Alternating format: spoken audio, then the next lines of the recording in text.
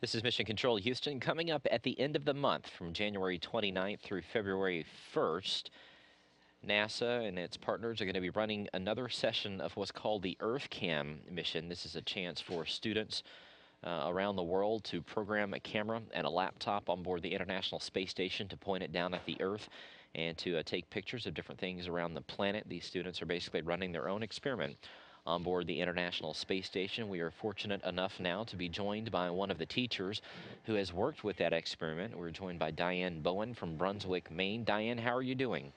I'm doing great, Josh. How are you? Oh, it's going well. Now, let's see. First of all, let me ask you this. You were an astrobiology teacher, but that was to eighth graders, correct? Correct. I don't remember taking astrobiology whenever I was in junior high. So, talk a little bit about how you started that, because I know that you pitched that program to the powers that be there in Brunswick, Maine, and sort of started a pilot program, correct? Yes, actually, it was partially NASA, Maine Space Grant Consortium, and Lockheed Martin that funded the pilot program, and I was lucky enough to be one of the 10 in the state of Maine. So how did you get involved with EarthKAM? This experiment goes back to, I think, the mid-90s, 1995, and it was started by Sally Ride, Right. Correct. obviously the first American female in space and somebody that had a long history with NASA. So how did you find out about it, and how did you get involved? Well, I was actually asked to start the program by Bob Gabriel of Goddard Space Flight Center, and I had previously done a project called Moonlink, and he said, I'd love for you to try it. So started it in 1996 and full force in 1997. And it's a fantastic program. So I'm assuming you did both the space shuttle version of this and also the space station version, correct? Correct. So you taught for, what, 30 years? You just retired here recently, correct? I did. So are you missing teaching yet? Well, I'm kind of keeping my hand in it. I'm doing EarthKAM, obviously. I did MoonCam as well. And we're working right now on a grant with astrobiology and scientific ballooning. Sure. So talk a bit about, whenever you're sitting there with your students and you're teaching them, how did you guys pick targets, and what was the process for that with your students? Oh gosh, we send out forms to teachers and community members, and for latitude, longitude. Of course, we can't always get it, but when we do, it's phenomenal. But for the most part, it's we concentrate. Having lived in California on the San Andreas Fault, we've also looked at the results of faulting, Yeah. earthquakes, deforestation. We got one of the Palm Islands one time, and we also got a picture of New Orleans right after Katrina, which was very sad. But you could see the breaks in the levee and Yeah, everything. it's got to be a way, I would assume, to sort of teach your kids about, real world impacts of Earth and how both natural and man-made phenomena, affect our planet, especially seeing it from 250 miles up in space, right? Exactly.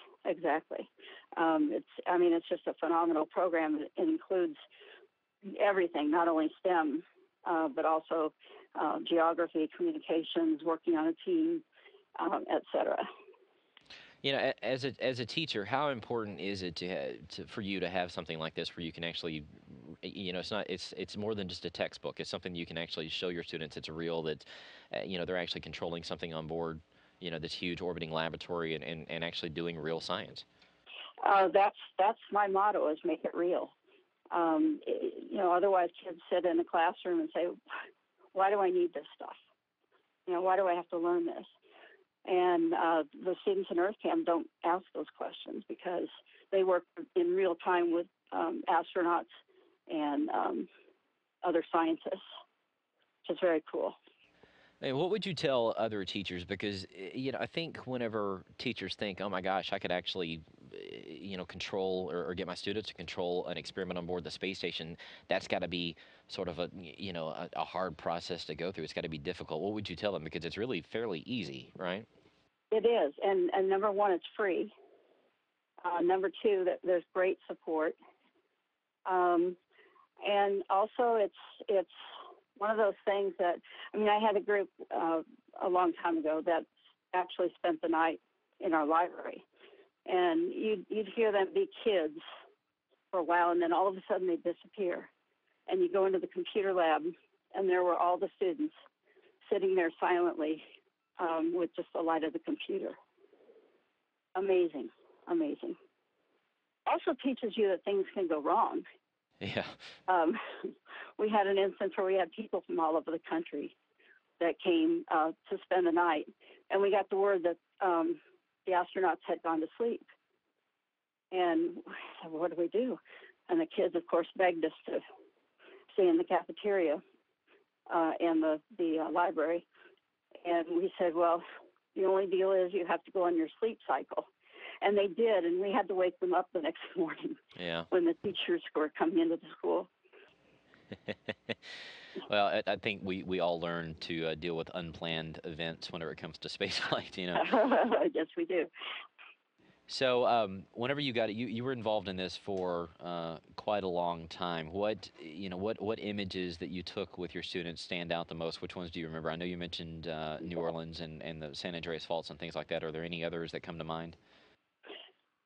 Oh, there are lots. I actually go to Johnson Space Center to present at the Space Exploration Educators Conference.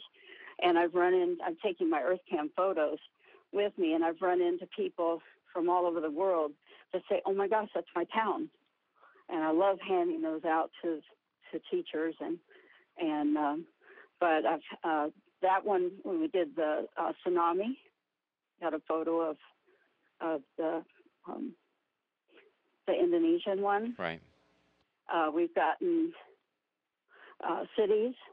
We've gotten San Francisco and the San Andreas Fault. That one was awesome. Out of the thousands, it's just amazing. So I would say the Katrina one was probably the most unbelievably awesome but sad. Yeah. So whenever you encourage other teachers to participate, you would say that this is appropriate for both middle school, high school, whoever wants to participate, right?